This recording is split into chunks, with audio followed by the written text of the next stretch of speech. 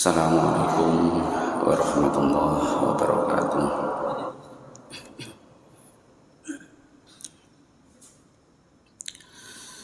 Ila hadrati Nabi Mustafa Rasulullah sallallahu alaihi wasallam wa ila ahli wa ashabihi wa dzurriyyatihi summa ila muallifi hadzal kitab Al-Fatihah.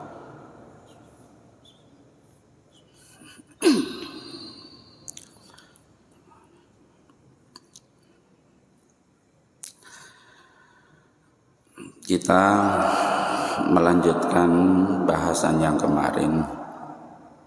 Kalau pada hadis yang pertama kemarin kita menjelaskan betapa pentingnya peranan niat dalam setiap aktivitas kegiatan yang kita lakukan, sehingga apapun yang kita lakukan kalau itu kemudian kita niati dengan baik maka mesti menjadi pahala bagi kita bersama.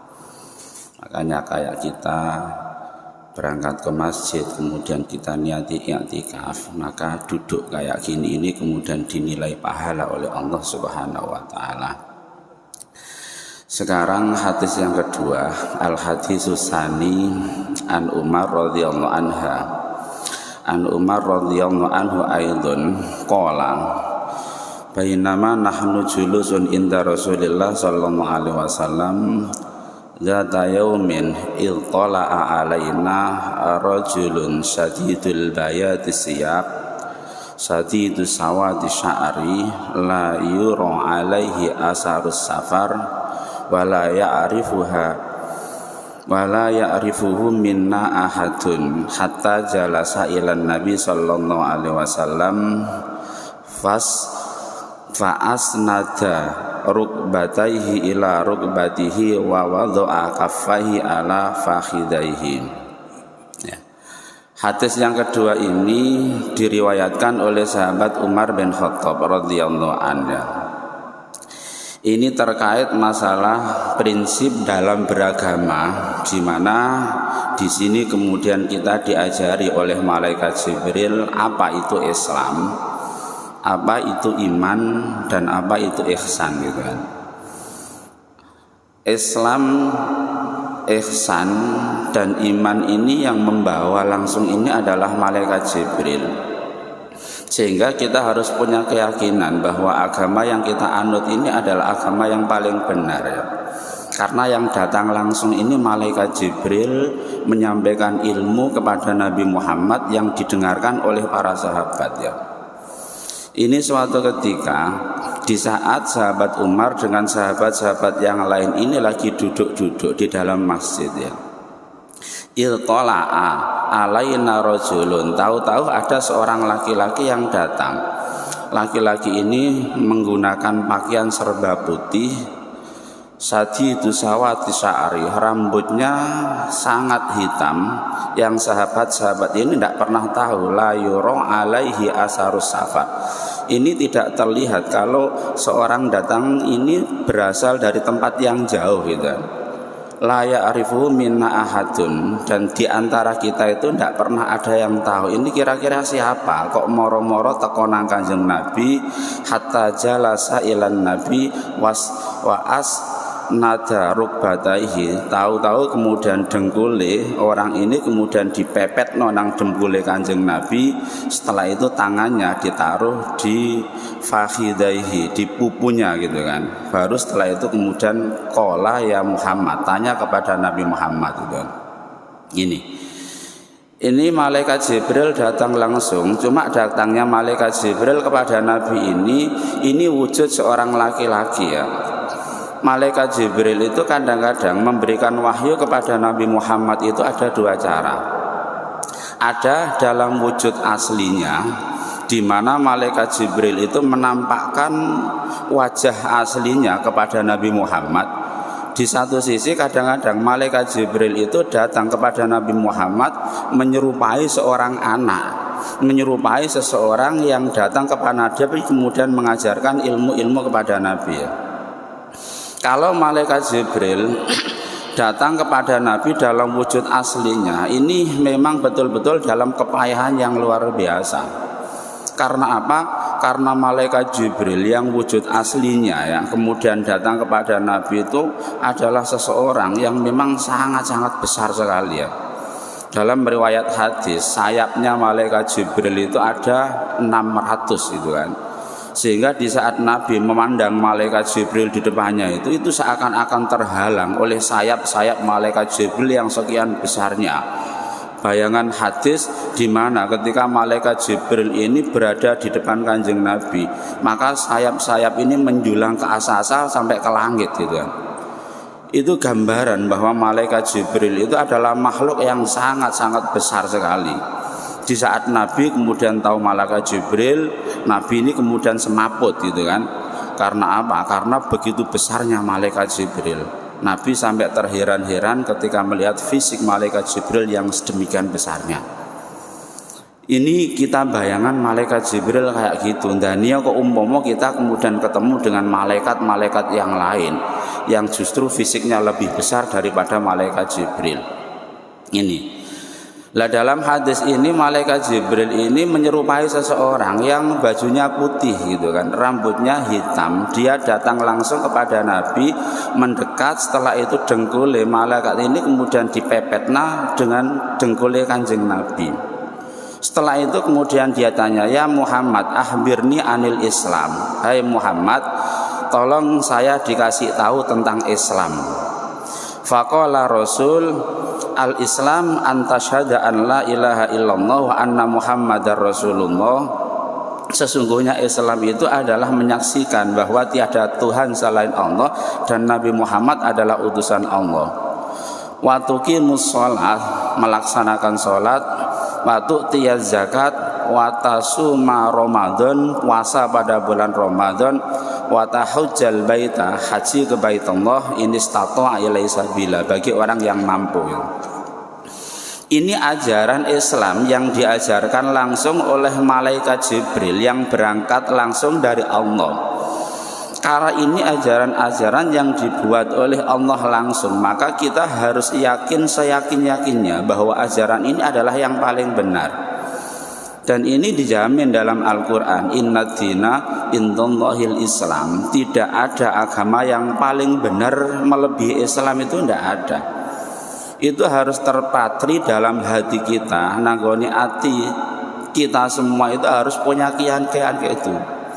Dene kalau kemudian kita harus bersahabat dengan orang-orang selain agama Islam, tidak apa-apa. Kita berteman dengan orang Kristen juga tidak apa-apa.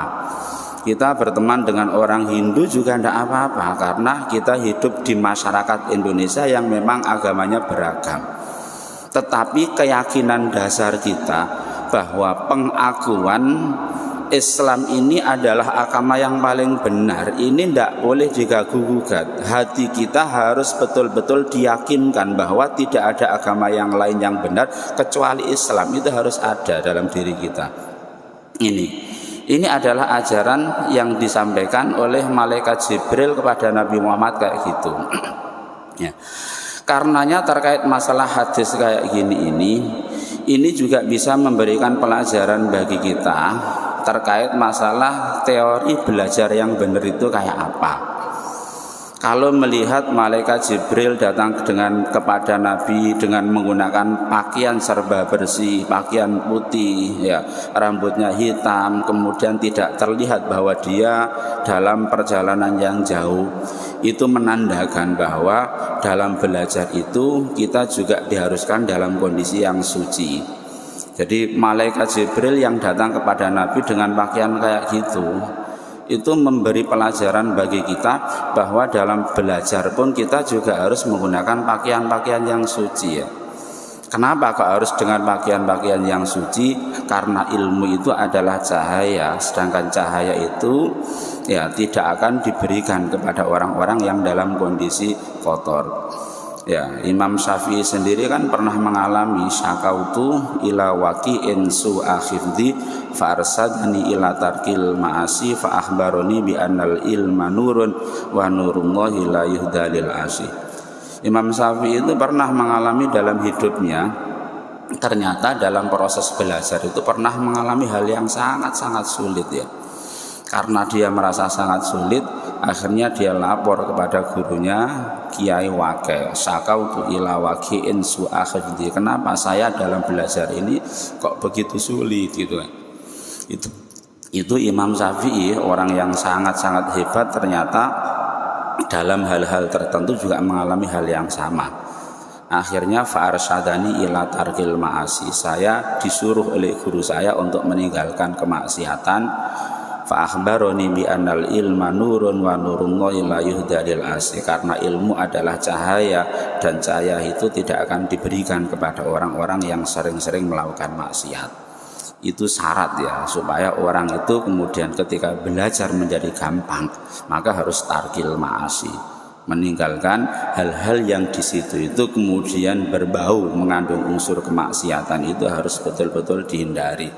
Ini agar supaya orang dalam belajar itu gampang. Kayak malaikat Jibril menyontohkan ketika datang kepada Nabi juga menggunakan pakaian suci serba putih yang dilakukan kayak gini ini. Itu diantaranya gitu kan. Itu. Yang kedua terkait masalah ini, maka malaikat Jibril itu kan datang langsung, bahkan dengkulnya dipepetno nang Kanjeng Nabi.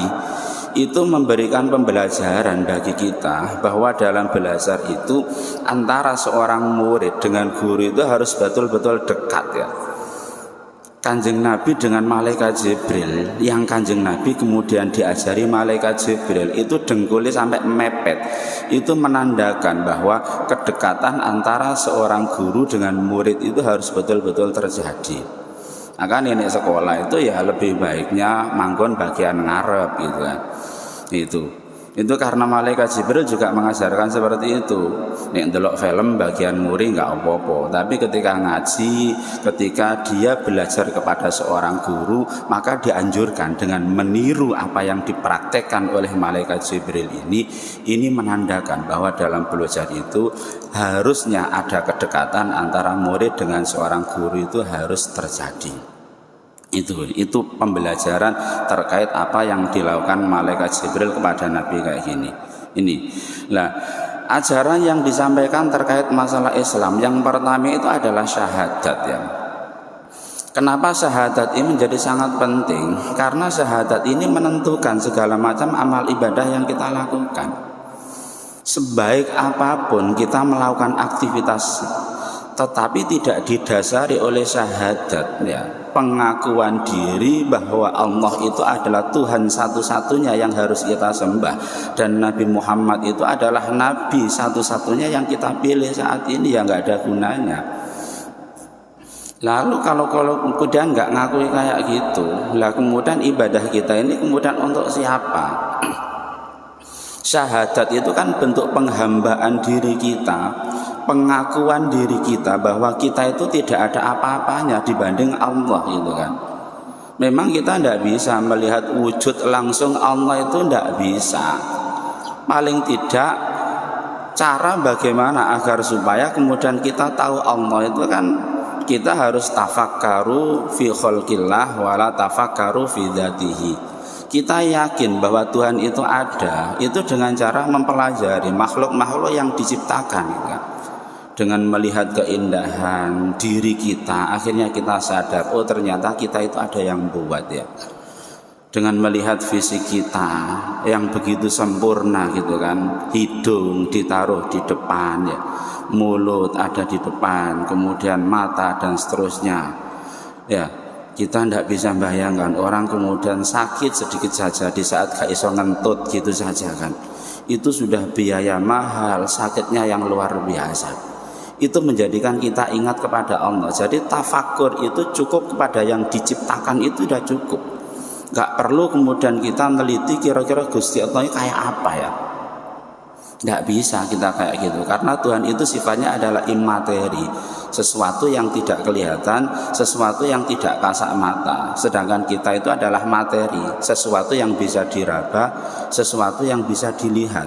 Jadi dua zat yang kemudian sulit untuk disatukan ya. Dalam wujud fisik itu sulit kayak gitu kan.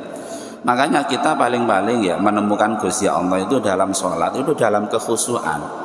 Ya, makanya ayat Al-Qur'an wa man kana yarju liqa'a rabbi falyamal amalan sholihan wa la yusyrik bi ibadati rabbih ahada. Jadi wong nek kepengin Gusti Allah itu kan falyamal amalan sholih, harus membiasakan diri untuk melakukan amal-amal yang baik ya. Salatnya diperbaiki. Ya. Puasanya juga diperbaiki, tahajudnya dan lain-lain sebagainya. Ketika kita sholat khusyuk menghadap Gusti Allah, meskipun Gusti Allah itu tidak muncul dalam wujud aslinya, tetapi bayang-bayang cahaya di depan kita di saat kita sholat tahajud dalam situasi khusyuk, seakan-akan disaksikan Gusti Allah, maka di depan itu kemudian terpancar cahaya yang sangat terang.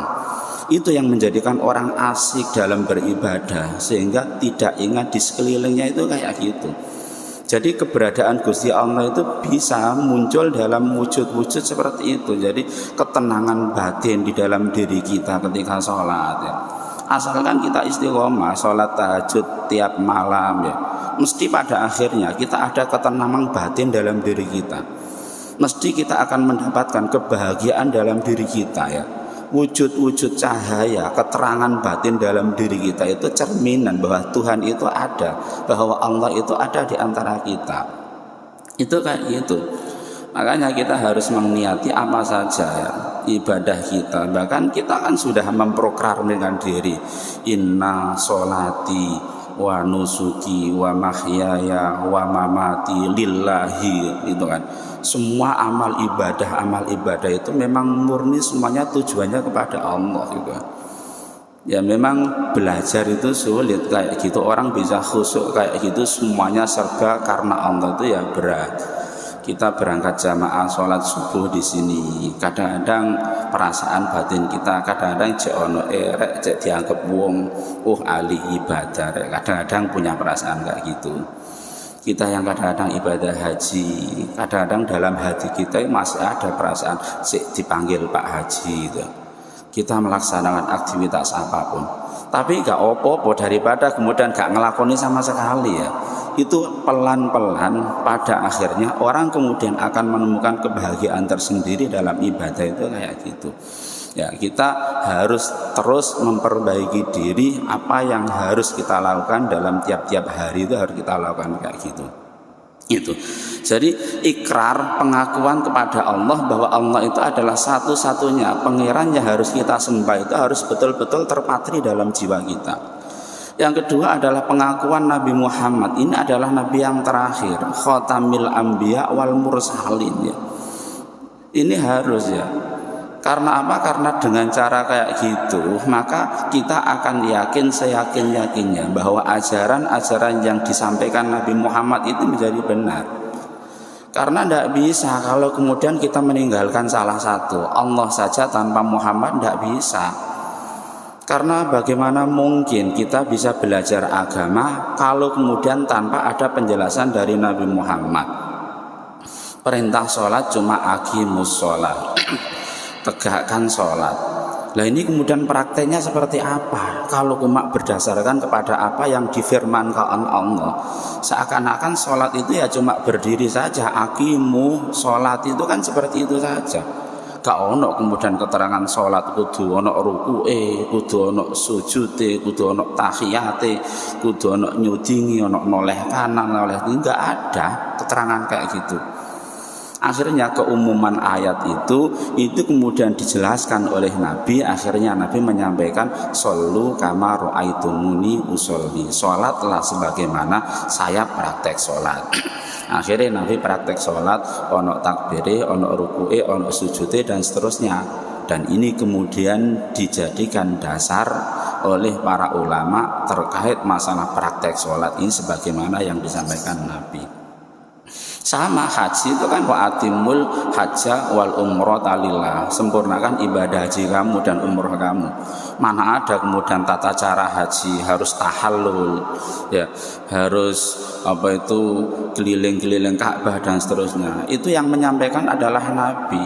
Nabi menjelaskan praktek keagamaan yang dilakukan dalam Al-Qur'an itu, sehingga Nabi menyampaikan khudhu anni manasikakum, ambillah dari saya terkait masalah tata cara ibadah haji. Sehingga kita tahu, oh ternyata ibadah itu kayak gini, dan kita pada akhirnya melakukan hal kayak gitu itu karena apa? Karena sunnah Nabi yang dipraktekkan Nabi itu adalah seperti itu. Itu kalau kemudian kita enggak mengakui keberadaan Nabi, maka kita enggak bisa dalam praktek-praktek ibadah hanya mengandalkan kepada Al-Quran saja, enggak bisa.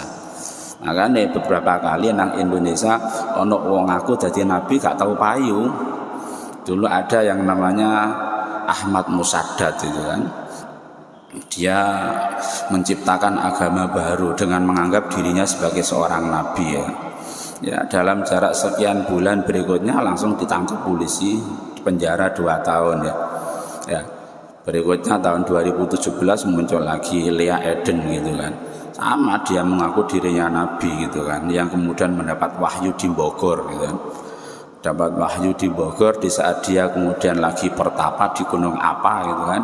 Ini kemudian selesai memproklamasikan diri sebagai seorang nabi, sama karena mengaku diri nabi akhirnya dia ditangkap polisi yang tahun 2021 kemarin meninggal dunia itu kan, Leah Eden gitu kan.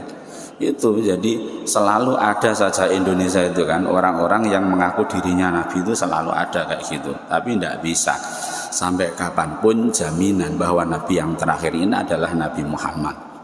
Ini tidak bisa ya itu.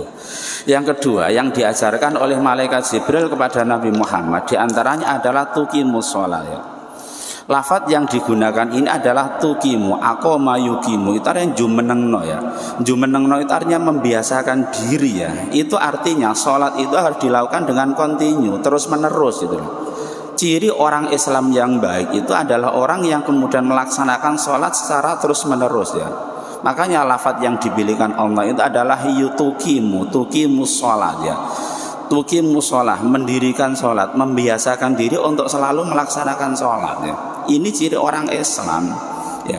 Kalau ada orang Islam kok ternyata sholatnya cuma pendak riyo saja ya, ya tetap muslim ya. Tetapi kriteria muslim yang baik sebagaimana yang ada dalam hadis ini berkurang. Karena ciri orang muslim harus tuqimus shalah ya, membiasakan diri untuk selalu melaksanakan sholat. Ini harus dilakukan ya. Karena apa? Karena dia mengatakan dirinya seorang muslim ya. Ciri khas orang muslim itu diantaranya adalah melaksanakan sholat ya, ini harus dilakukan ya. Yang ketiga adalah tu'tiyaz zakat, memberikan zakat ya.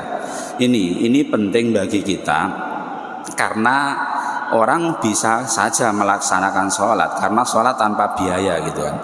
Tetapi untuk zakat ini memang butuh kesadaran kita bersama. Iya, kalau zakat fitrah gampang ya, ukurannya jelas gitu kan. Tetapi kalau zakat mal atau zakat tijaroh atau zakat-zakat yang lain ini butuh kesadaran yang luar biasa dari kita ya. Karena apa? Karena ini terkait masalah harta yang kita miliki, yang kalau kemudian kita tidak punya kesadaran maka kita tidak mau kemudian mengeluarkan. Karena zakat itu tidak diikat oleh negara. Nek pajak kan jelas, nek gak bayar pajak tangkap polisi selesai. Kalau zakat ini kesadaran kita, wis diukur-ukur dewe. Kalau kok ternyata uang kita itu sudah wajib untuk dizakati, harus kita zakati. Itu. Nah, zakat itu kan penting. Pentingnya zakat itu karena apa? Karena ini memberikan kesejahteraan kepada orang lain. Makanya khudz min amwalihim shadaqatan tutahhirun. Di antaranya fungsi zakat itu kan juga untuk membersihkan harta benda yang kita miliki itu kan. Agar supaya harta kita itu semakin suci, itu harus dizakati ya. Kita yang punya kelebihan harta, tidak ada salahnya mengeluarkan uang yang kemudian kita berikan kepada yang lain. Uang kita nggak akan berkurang ya. Karena apa? Karena ketika dikeluarkan zakatnya itu justru akan ditambah oleh Allah ya. Itu sudah berkali-kali dibuktikan oleh banyak orang ya. Zakat ini kan memberikan apa ya? Memberikan meringankan beban orang lain ya. Apalagi dalam situasi sekarang ini kan, corona yang tidak henti-henti kan. Sebentar lagi juga pemberlakuan PPKM yang tahap ketiga ya, versi yang saya baca kemarin itu kan. Sehingga muktamar ini apakah dilanjut atau tidak, ini kan juga pengaruh di situ juga. Ini orang kemudian sulit mencari kerja, pabrik-pabrik banyak yang ditutup, orang-orang kemudian banyak yang di PHK kan. Dalam situasi kayak gitu, maka wajar kalau kemudian kita harus menyisihkan sebagian harta kita untuk dibantukan kepada orang yang lagi membutuhkan. Kita bisa meniru Nabi ya. Nabi itu di saat mau berangkat menuju sholat id ya, dalam perjalanan ini kemudian dikagetkan adanya anak kecil yang nangis ya. Diparak oleh Nabi. Ya, ditanya oleh Nabi, apa yang menjadikan engkau menangis hai anak, di saat teman-teman yang lain ini kemudian merayakan kebahagiaan hari raya ya. Ketika ditanya kayak gitu, anak kecil tadi kemudian menjawab, bagaimana tidak nangis saya, orang tua saya, ayah saya meninggal dalam peperangan bersama Rasul, sedangkan ibu saya menikah lagi. Harta kekayaan yang dulu ditinggalkan oleh orang tua ini dibawa oleh ibu saya, sehingga saya menjadi orang sebatang kara, tidak punya siapa-siapa. Dia betul-betul nangis dalam situasi kayak gitu kan. Ketika didekati oleh Nabi kayak gitu, maka Nabi kemudian menggendong anak tersebut sambil disampaikan, apakah mau saya menjadi ayah kamu ya,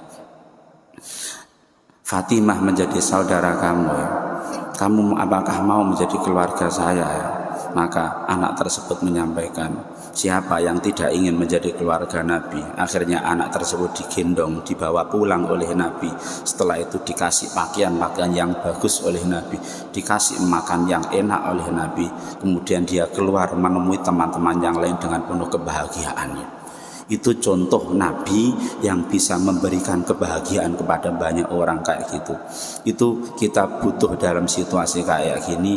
Tidak semua orang di warga kita ini kemudian punya kemampuan ekonomi yang sama. Kadang-kadang ada di antara kita yang dalam kesulitan ekonomi, tidak ada salahnya kemudian kita berbagi antara yang satu dengan yang lain ini kan. Itu ajaran yang disampaikan oleh malaikat. Yang selanjutnya adalah antasumu, tasuma Ramadan, poso Ramadan. Ini sudah biasa gitu. Yang kelima adalah watahujjal baita, ini statok ta ilaihi sabila, yaitu melaksanakan ibadah haji bagi orang yang mampu. Lafat ini ada penekanan pada ini statok ta ilaihi sabila ya. Karena apa? Karena biaya yang karena apa? Karena ibadah yang biaya dengan cukup mahal ini ya haji. Ya. Jadi kemampuan haji ini wajib bagi orang yang mampu. Ini menjadi syarat ya. Lah, syarat haji bagi orang yang mampu itu tidak hanya terkait masalah uang saja. Sekarang wong dolek duit 35 juta saya pikir banyak yang bisa gitu. Tapi yang menjadi persoalan ini adalah ilaihi sabila. Apakah bisa kemudian kita berangkat dalam kondisi aman gitu ya. Apakah bisa ketika dia berangkat dalam situasi saat ini yang kemudian ada pembatasan dan seterusnya gitu. Bisa jadi dia uang cukup, tapi dalam perjalanan bisa jadi ini kemudian karena situasi negara yang seperti ini yang belum bisa mengharuskan untuk melaksanakan ibadah haji, maka bisa jadi ini kemudian menjadi tidak berangkat gitu kan. Itu.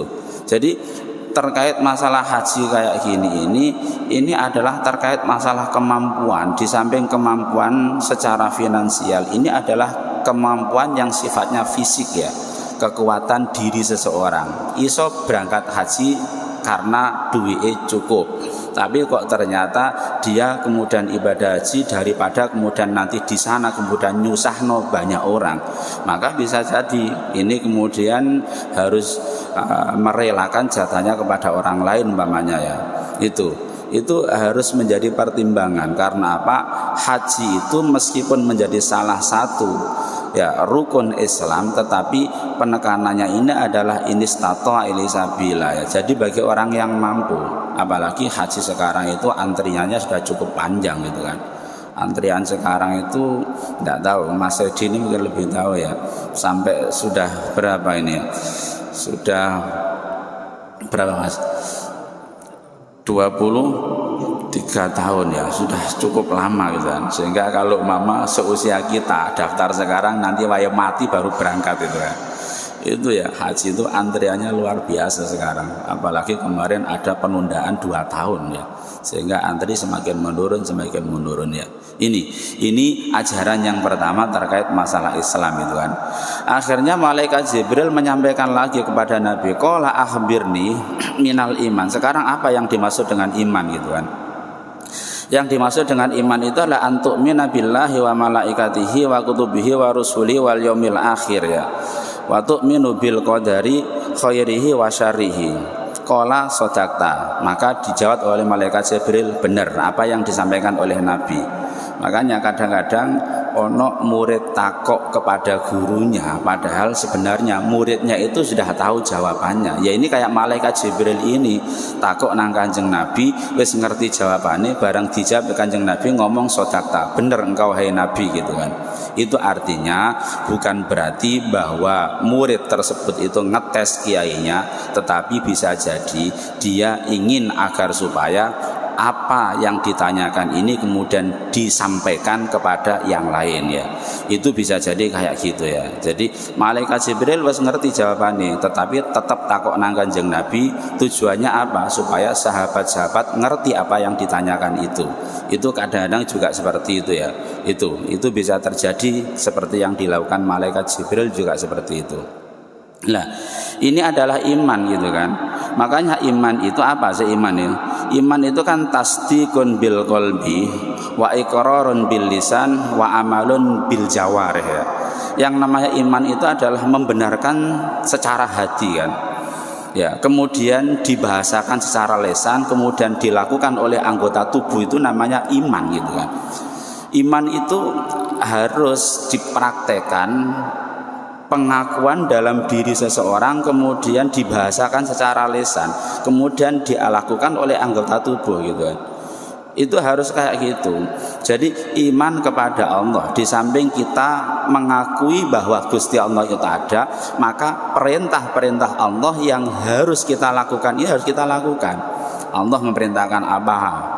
Sholat, maka kita ya wajib sholat. Allah memerintahkan zakat, ya kita harus zakat ya. Itu namanya iqrarun bil lisan, amalun bil jawarih. Melakukan anggota tubuh itu kayak gitu ya. Itu perintah kayak gitu harus kita lakukan. Itu namanya iman. Jadi percaya itu enggak hanya sekedar lisan saja ngomong, wis aku percaya Gusti Allah, tetapi tanpa ada pembuktian yang dilakukan seseorang ya enggak bisa.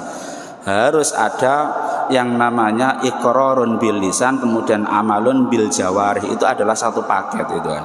Itu sama percaya dengan malaikat Allah, maka kita percaya dengan neraka, kita percaya dengan surga, kita percaya dengan malaikat mungkar dan nakir dan seterusnya. Kita harus percaya karena malaikatnya juga ada. Kita percaya dengan kitab Allah ya. Kitab-kitab Allah di sini menggunakan lafadz kutubihi, itu artinya kitab-kitab Allah. Kitab Allah itu tidak hanya sekedar Al-Quran. Dulu Allah menurunkan kitab suci yang jumlahnya ada 4, yang kemudian terkenal dengan kitab Samawi. Ada Al-Quran, ada Injil, ada Zabur ya. Ini. Jadi 4 kitab ini adalah 4 Samawi. Ini diturunkan kepada Nabi Musa, diturunkan kepada Nabi Isa, diturunkan kepada Nabi Daud, dan diturunkan kepada Nabi Muhammad. Cuman untuk saat ini yang harus kita percaya ya Al-Quran. Karena Al-Quran itu adalah kumpulan dari kitab-kitab terdahulu. Pemberlakuan hukum bagi umat Nabi Musa ya terhenti setelah Nabi Muhammad ini lahir ya. Itu artinya bahwa kitab yang berlaku pada saat ini ya Al-Quran, tidak kitab yang lain gitu loh. Al-Quran, makanya Al-Quran ini akan berlangsung sampai kapanpun, dan ini kemudian dijaga oleh Gusti Allah kan. Inna nahnu nazzalna dzikra wa inna lahu lahafidun. Saya yang menurunkan Al-Quran dan saya juga yang nanti akan menjaganya. Ini jaminan Allah, sehingga sampai kapanpun Al-Quran itu tidak akan pernah hilang ya. Al-Quran tidak akan pernah terjadi perubahan yang ada di dalamnya. Kalau kitab-kitab terdahulu bisa jadi sekarang sudah banyak terjadi perubahan ya. Karena kitab Injil umpamanya, Injil itu kan aslinya kalau tidak salah itu kan menggunakan bahasa Ibrani gitu kan. Tetapi Injil ini ketika datang ke Indonesia, ya Injilnya sudah berubah dalam bentuk bahasa Indonesia. Injilnya orang Inggris ya pakai bahasa Inggris ya. Injilnya orang Arab ya pakai bahasa Arab. Sedangkan Al-Quran tidak bisa. Al-Quran itu yakhrumu qiraatul Quran bil lughatil ajamiyah. Al-Quran itu tidak boleh dibaca dengan selain bahasa Arab, itu tidak boleh. Makanya sampai kapanpun Al-Quran tidak akan pernah terjadi perubahan. Al-Qurannya orang Indonesia ya pakai bahasa Arab, Al-Qurannya orang Inggris ya tetap menggunakan bahasa Arab. Tidak boleh dengan bahasa selain bahasa Arab, tidak boleh. Itulah yang membedakan kenapa Al-Quran itu kemudian menjadi mukjizat bagi Nabi Muhammad, sedangkan kitab-kitab yang lain kan tidak dijadikan mukjizat kan. Nabi Musa itu mukjizatnya tidak terletak dalam kitab sucinya ya. Nabi Musa itu justru mukjizatnya di saat tongkat dijatuhkan maka berubah menjadi ular, itu kan mukjizatnya ya. Nabi Musa itu mukjizatnya ya di saat tongkat dipukulkan ke laut maka menjadi daratan, itu mukjizatnya. Tidak dalam kitab Tauratnya. Nabi Isa itu tidak dalam kitab Injilnya. Nabi Isa itu kan kemampuan dia menyembuhkan orang yang sakit permanen. Ono wong wuto dijemuk wajahi maka iso melek dengan sendirinya. Bisa menghidupkan orang mati, itu Nabi Isa. Kalau Nabi Muhammad itu justru terletak pada Al-Qur'annya. Padahal bukan berarti Nabi Muhammad itu tidak punya kemampuan fisik sebagaimana nabi-nabi terdahulu. Nabi Muhammad bagaimana kemampuan di saat dalam perjalanan kentekan banyu ya, tangannya kemudian dicop nang banyu ditarik maka muncrat jari jemari Nabi mata air sehingga sahabat-sahabat bisa ikut wudhu yang keluar dari tangannya Kanjeng Nabi. Itu mukjizat Kanjeng Nabi, tapi masih kalah dibanding dengan Al-Quran. Itu masih kalah dengan Al-Quran. Itu hebatnya gitu kan. Itu yang selanjutnya terkait masalah apa yang diajarkan oleh malaikat kepada Nabi Muhammad itu kan. Itu adalah qala ahbirni anil ihsan. Sekarang mohon saya dijelaskan Nabi terkait masalah ihsan ya. Maka Nabi menjawab qala anta budallah ka'annaka tarahu fa illam takun tarahu fa innahu yaraka. Ya. Yang dimaksud dengan ihsan itu nanti di saat kamu kemudian ibadah kepada Allah seakan-akan kamu ini disaksikan oleh Gusti Allah ya. Ya, seakan-akan kamu mengetahui Gusti Allah ya. Fa illam takun tarahu fa innahu yaraka. Kalau umpama kamu tidak bisa menyaksikan Gusti Allah, maka seakan-akan kamu disaksikan Gusti Allah. Itu namanya ihsan ya. Jadi ada dua model dalam pemahaman ihsan kayak gini kan. Ya. Yang pertama seakan-akan kita menyaksikan keberadaan Allah ka'annaka tarahu. Yang kedua adalah seakan-akan Tuhan menyaksikan kita ya. Yang pertama ini yang baik, bahwa ibadah kita itu seakan-akan kita itu bisa menyaksikan keindahan wujud Allah sehingga kita merasa nyaman ketika ibadah. Karena takut ya, karena merasa senang ya, karena seakan-akan ketika kita ibadah itu kan kemudian ketemu langsung dengan Gusti Allah, bisa komunikasi langsung dengan Gusti Allah gitu kan. Tetapi yang kedua itu kan tidak bisa, sehingga kita takut ya. Karena takut maka ibadah kita itu karena apa? Karena diwasi mbek Gusti Allah. Rek nglakoni maksiat eling Gusti Allah gak sida gitu kan. Karena diwasi mbek Gusti Allah. Kalau yang pertama itu bagus. Kalau kita bisa mempraktekkan yang pertama, ibadah kita itu menjadi nyaman ya. Kita menjadi ayem karena seakan-akan ditunggoni langsung mbek Gusti Allah. Kita menyaksikan seakan-akan Tuhan ada di depan kita ya. Makanya orang-orang yang derajat kayak gini ini luar biasa. Kurang piye nih Kanjeng Nabi itu yang sudah dijamin surga ya. Nabi itu maksum, umpama nglakoni Gusti, umpama nglakoni dosa, iku langsung dihapus mbek Gusti Allah gitu kan. Itu Kanjeng Nabi. Tapi kenapa Kanjeng Nabi yang sudah seperti itu dalam ibadahnya itu sampai dengkule, sikile bengkak-bengkak. Karena asiknya ibadah berduaan mbek Gusti Allah itu karena merasa seneng ya. Tidak karena tuntutan kewajiban, tetapi karena dia merasa nyaman ya. Kita selama ini kan baru tuntutan kewajiban. Sholat itu karena wajib ya. Karena wajib ya sholat, sing penting sholat. Kadang-kadang gerakan-gerakan kita kurang tomak tina, kurang anteng, kurang ayem. Yang penting menggugurkan kewajiban gitu kan. Kalau Nabi itu sudah betul-betul nyaman terhadap Gusti Allah kayak gitu, sampai ketika sholat itu tidak terasa ya, sampai bengkak-bengkak singgilnya kayak gitu. Padahal itu Nabi yang sudah jaminan masuk surga itu kayak gitu ya. Itu namanya Nabi itu mempraktekkan anta butallah ka'annaka tarahu gitu kan, seakan-akan dia berdoa dengan Gusti Allah. Maka ini caranya sholat khusyuk yo angel juga, tapi paling tidak diawali mbek sholat sunat sila. Tujuannya apa? Sholat sunat kan sebagai pancingan sadurunge sholat ngadep Gusti Allah itu kan diawali dengan sholat sunnah dulu, daripada kemudian kayak mari ngobrol mbek koncone, akon mari utang duit aku piro, langsung Allahu Akbar gitu kan. Itu kan berarti konsentrasinya kan tidak ada ya. Jadi lebih baik diawali dengan sholat sunat dulu ya, kemudian memahami kandungan yang ada di dalamnya. Paling tidak karena yang kita baca kan ayat-ayat yang ada dalam Al-Quran. Nah itu bisa menuntun kita sehingga kita menjadi khusyuk itu karena apa? Kita paham apa yang kita baca dari sholat yang kita lakukan itu kita baca. Itu diantaranya kenapa kemudian kita diajari oleh malaikat Jibril terkait masalah praktek Islam, praktek iman, dan praktek ihsan itu seperti itu. Itulah hal-hal penting terkait masalah hadis yang menjelaskan apa yang ada kaitannya dengan Islam, apa yang kaitannya dengan ihsan, dan apa yang kemudian kaitannya dengan iman. Nanti kita akan lanjutkan dalam waktu berikutnya dalam hadis-hadis yang lain.